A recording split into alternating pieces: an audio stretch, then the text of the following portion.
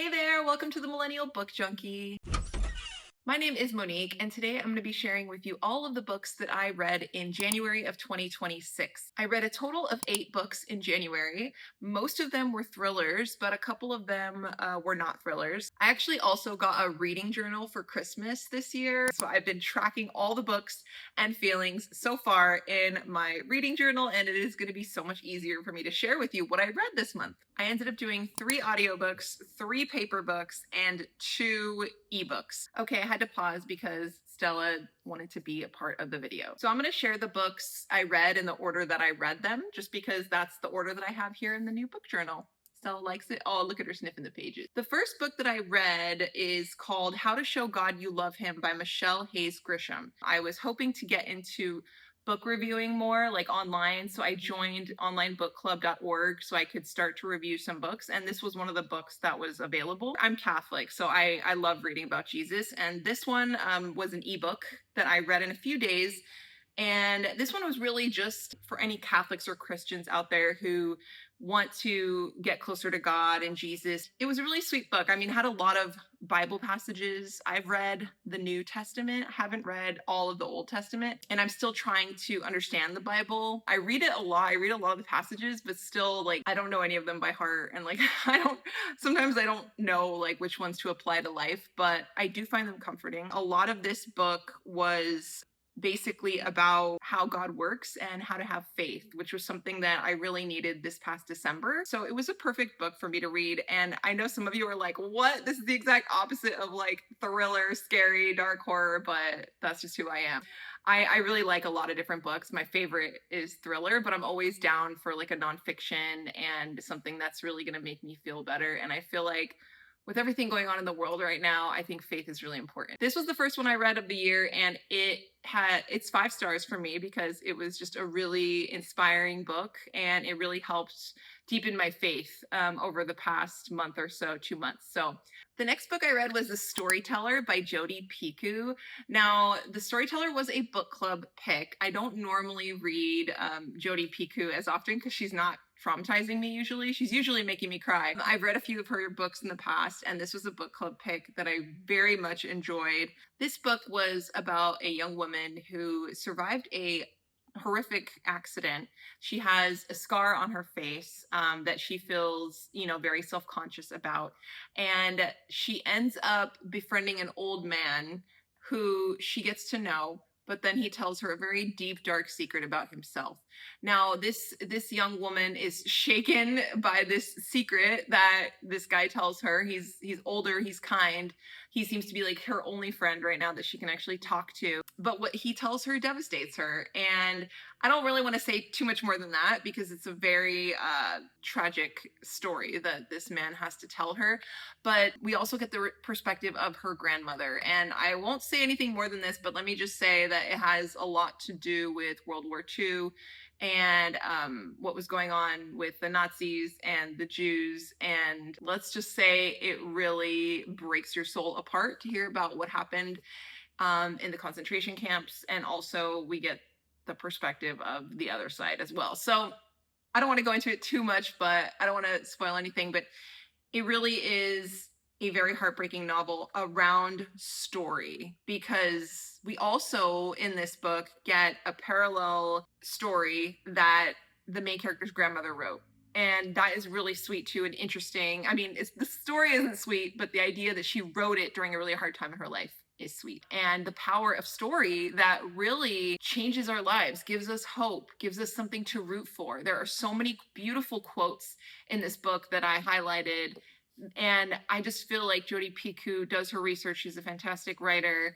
And this book really opened my eyes to the things that people experienced during the war. And it's one that I think you should go into with tissues, but also I think you as readers would enjoy it because you guys know the power of story. You know that reading is a beautiful escape. And it's just one of those things that really saved the main character of this book throughout her time in the war. I think you should pick it up if you're interested in learning more about World War II, if you're a fan of those types of stories. Sorry, Stella is growling. I gave this one a 5-star. It was beautifully written and it just made me fall in love with stories all over again. So really, really terrific read. The next book I read in January was The Compound by Aisling Rawl. This was a delicious read about a reality TV show that takes place in the desert.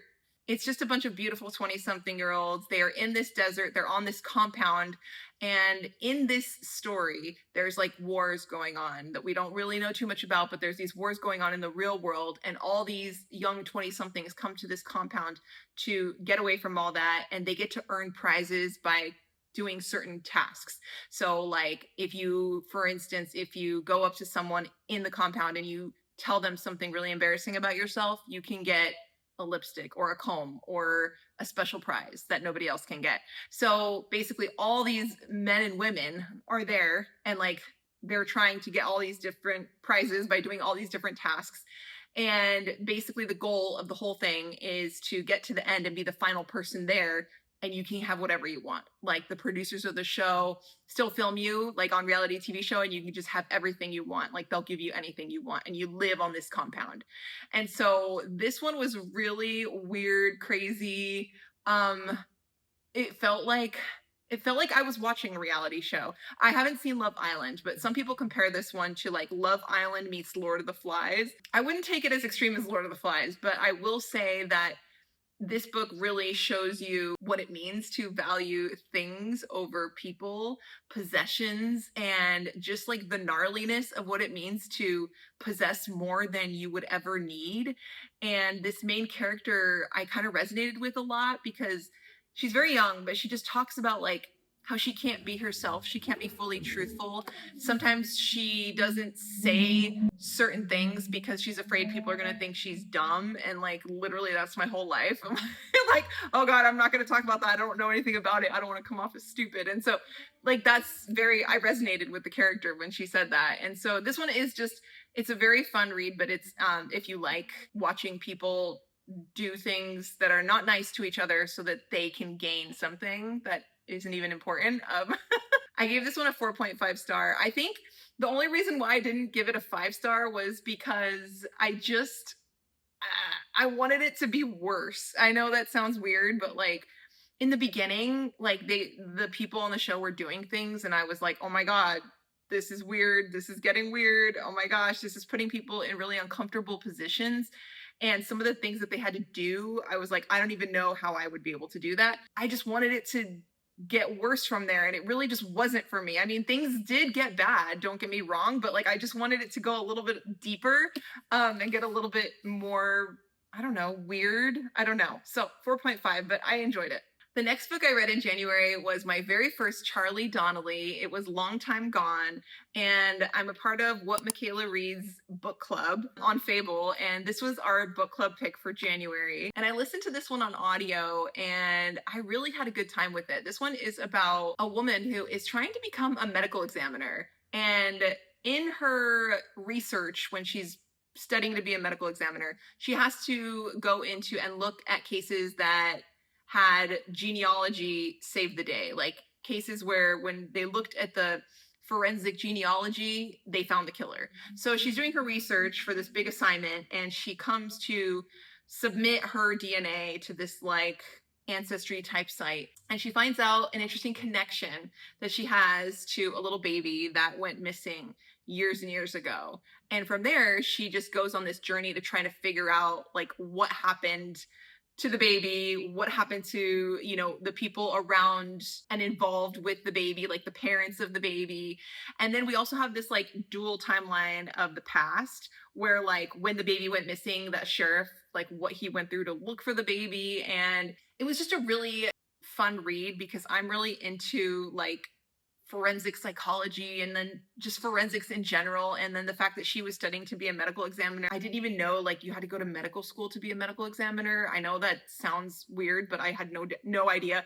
And I liked that like we find out, because Charlie Donlea does such good research, like we find out like what it takes to become a medical examiner. And like, I'm interested in that stuff. And I was like, wow, like she was really going through lengths to become a medical examiner. And then she went down this road of like trying to figure out how she connects to this child that went missing.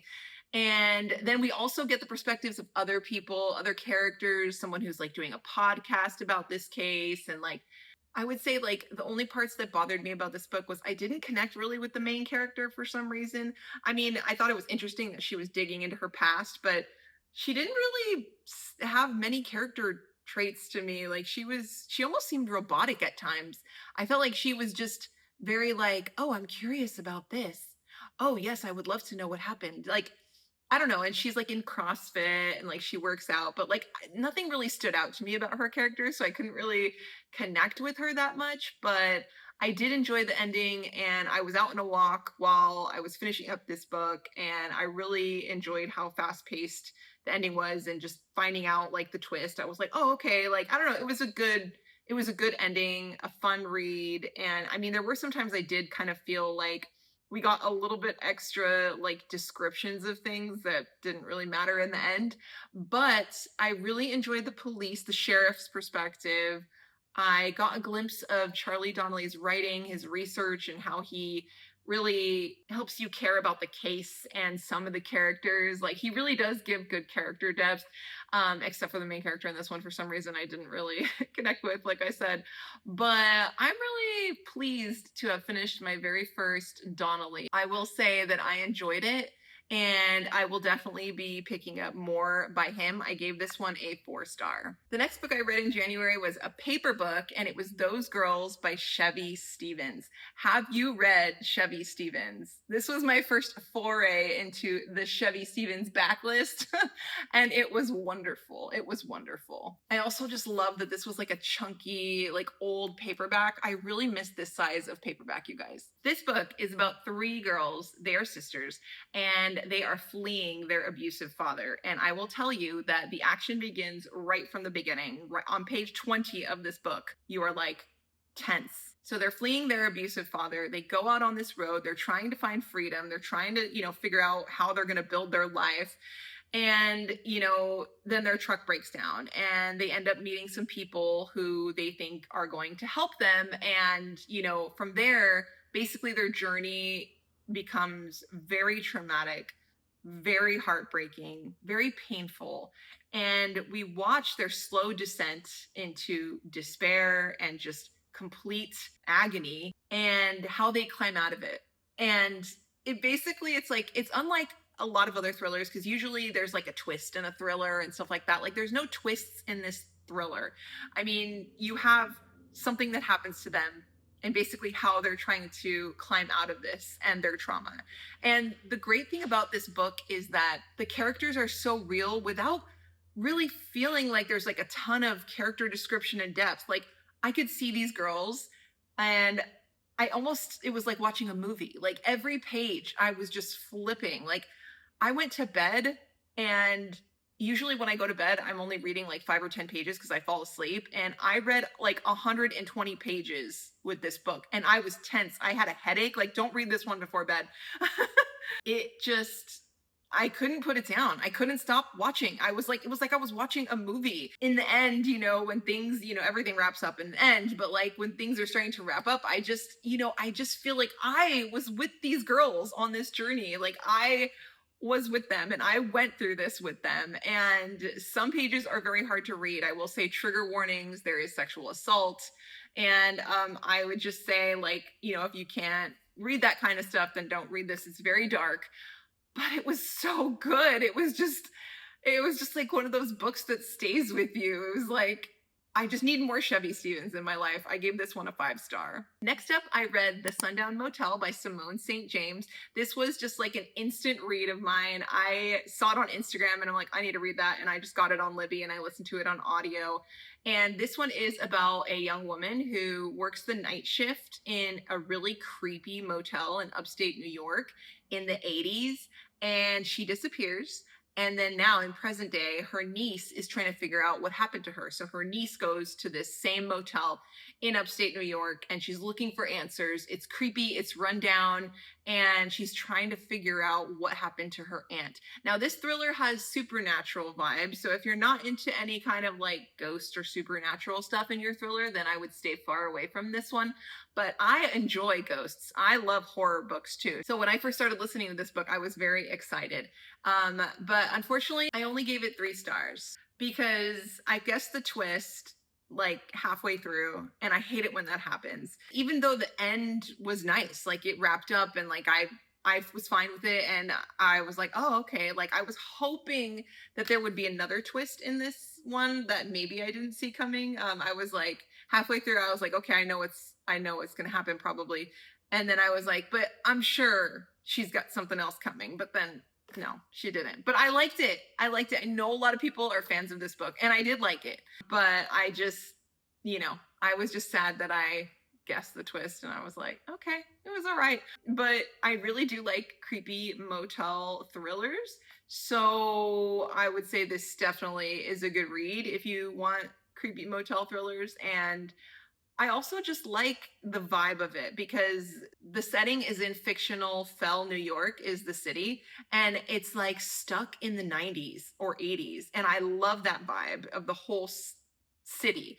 And that's like my era. I was born in 85. So anything that's like stuck in the 80s, 90s, retro, I love. So I just loved the creepy vibe of the whole city, and everything was very run down and just like stuck in the past. I just loved that setting. So that's one thing I will say this book had going for it. And I will definitely be reading more Simone St. James. I've heard her other books are very good. So this was my very first one by this author, and I will definitely be reading more. The next book I read was The Dead Girl in 2A by Carter Wilson. And Carter Wilson is the one that wrote Tell Me What You Did, and that was wildly popular last year. So this book would be great for people who like Dean Koontz. I really did feel like it was kind of like a Dean Koontz book. It was about this man who is having some memory issues, and he gets on a plane to go, because he's like a ghostwriter, and he gets on a plane to go meet with his client, and he sits next to this woman who he's like, you just feel so familiar. Like, what is it about you that is so familiar to me? I just feel like I know you. And she feels the same way. And so they're trying to figure out how they know each other, but they can't really like pinpoint it. And so then they get off and they part ways. But unfortunately, this woman has told him that, she is going to Colorado, where they're both going, to kill herself. And so at the end, they part ways, like not at the end of the book, but like at the end of the plane ride. And our main character is like, okay, see you never, I guess, because you're going to kill yourself. So, like it's just a weird thing, but they both feel like they know each other. And so they both go on their separate paths, and we get perspectives of both of them in this book. And they go on, and they basically, throughout the rest of the book, come to find out some very shocking things that connect them. So this book, though, is very well written. Carter Wilson has a really good knack, which I didn't realize when I read his last book, Tell Me What You Did, but he has a good knack for moving things along really quickly, but also being very poetic in his writing. I really enjoyed his writing. I felt like there was depth to it. I really did feel like I knew the characters, but the characters to me, like I knew them, but it wasn't like, oh, they're so deep. But I just felt like I knew them, and more so I knew what they were feeling. Like I feel like his writing for me like helped me more so feel for them versus like because of what was happening and how it was impacting them versus like who they were as a person. I don't know if that makes sense. I really enjoyed this book. It was a fast-paced read for sure. This one is one of those ones that you could probably devour in a single sitting. And like I said, if you like Dean Koontz, like I feel like this reminds me of False Memory. I don't know if you've read that one by Dean Koontz, but it's just like kind of like False Memory was about like mind control kind of thing. And that some of that element is in this book. And I just really liked it. Very, very good. I think that you guys should give it a try. I gave this one 4.5. And the reason why I didn't give it a 5-star though was because I'm a proofreader and copy editor, and there were like 5 typos in this book. Fine, that's fine. I'm fine with typos. But there was a perspective switch in this book like multiple times, and it wasn't consistent in the format. Like the first chapter starts out with the third person perspective, and then it flips to the first person perspective. And for no reason, like I couldn't figure out why that was. It was the same character. the same character. So I was like, what? And then I thought, oh, there's got to be a reason for this. Maybe it's part of the story. No, there was not.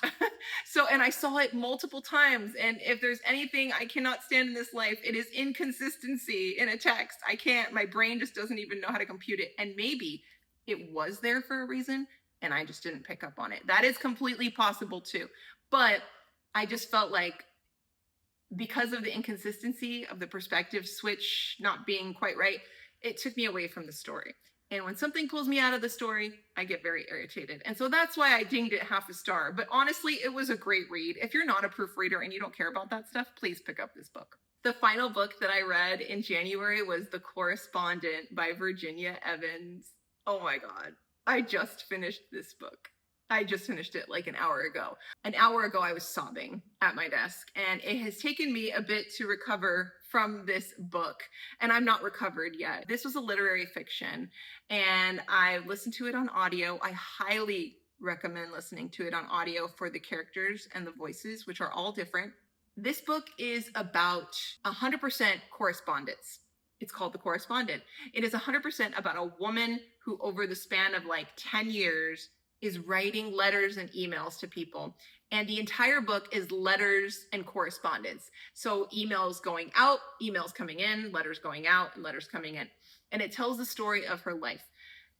In this book, you get about 10 years of her life, but you hear and you learn through the letters about her whole life. The main character, her name is Sybil. I'm not going to pronounce her last name, but the main character's name is Sybil. She is in her 70s. And we get the span of 2012 to about 2021 and what is going on in her life. She is divorced. She lives alone and she has three children, and she has a lot of stuff going on in her life. She used to be a clerk for a judge. She is conservative. She has very strict views on how one should carry themselves. You know, she's very old school, and she was also adopted. So it basically tells the story of where she's at in her life and how she is living her life as this 70-something living alone in a beautiful house that overlooks the water. Now, one thing I will say about this book is that if you are listening to it on audio, the beginning, it takes some time to figure out who's talking to who, because it's dear so-and-so, dear so-and-so, but you get it. So I promise you, if you're listening to it like the first hour and you're like, I can't keep track of all these characters, you will get it, I promise, because I am like the slowest person out there and I got it. So honestly, like, you will get it. It gets better. Don't give up. And it will leave you crying and feeling things that you never wanted to feel. I was sobbing at the end of this book, and it really just encapsulates this woman's life and how she felt and the things that she did in her life that were so egregious that she just could do nothing but just like mourn and grieve for what she had done in her life. And you feel for her. She's incredibly stubborn, but you just feel for her and the people she writes to, and they write back, and like, she has correspondence with everyone. Like, that's all she does. She writes letters to people. And like, for example, there's this one person that she talks to, a customer service agent, like for a service online that she's got questions about. She ends up talking to this person for years, and just like the way that they go back and forth with this correspondence. I'm going to start crying again. I'm not going to say too much more, but it really broke me and just gave me an appreciation for life. I just turned 40 last year, and I'm like appalled at how fast life is moving. She talks about in the book, like, how did I get here? How did I get to 70 something? And that's exactly what I thought on my 40th birthday. I was like, how did I get to 40? Like, what just happened? I'm 30, I'm 28, like what? She makes these statements about life that are just so poetic and true. She talks about how in the beginning of your life is like no, it's not summer. It's like the spring, you know? And then when you're in like your 20s, 30s, it's like the summer. And then when you're in your 40s to 60s, it's like the fall. And then after that, it's just the dead of winter of your life. And I'm just really just having big feelings about this book. 5 stars. Absolutely. Well, that wraps up the books that I read in January. And I guess I read like 8. Did I say 8? I don't know. I think it was 8. That was probably one of the most books I've read since last summer in a 1 month. And it was a heck of a reading month. I enjoyed it. What are you reading? Oh, that's from the Correspondent. What are you reading? Tell me in the comments. I'd love to hear from you. And also, have you read any of these books? I would love to know. And don't forget to like and subscribe if you like this content, and I will see you guys next time. Oh wait, no, one more thing I wanted to tell you guys is I will no longer be doing TBR videos because I am a mood reader now. I've decided, but I will be doing wrap-ups. But I can't predict what books I'm gonna read in a given month anymore, but I'll be here for all the wrap-ups. Also, I started an Instagram for Millennial Book Junkie. So if you're on Instagram, let's be friends there. Okay, I'll talk to you guys later. Bye.